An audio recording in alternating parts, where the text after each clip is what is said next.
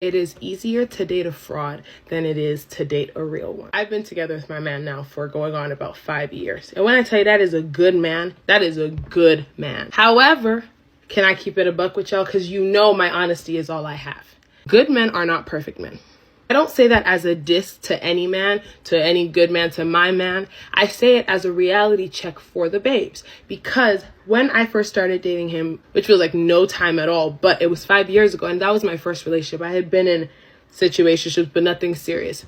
It wasn't his first. So I would make comments like, you are literally so perfect. And this is like 1 year into our relationship. And I noticed that he'd always snicker to himself and be like, I'm not perfect. At first I was like, what in the self-sabotage?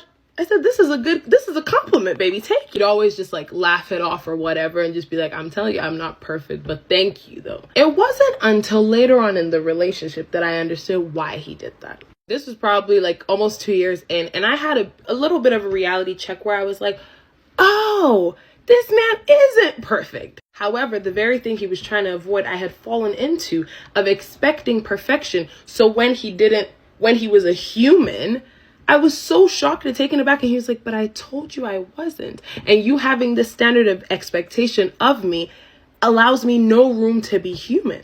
And I was like, oh my freaking days.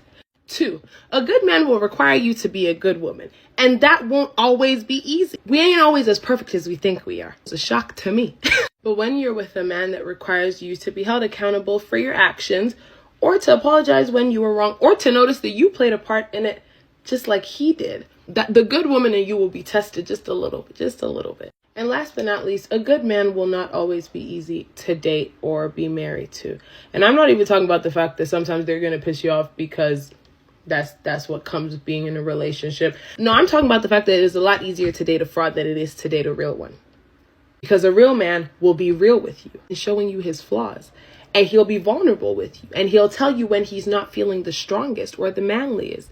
And you also, as a good woman and the right partner for a good man, have to kind of be ready to not abuse that.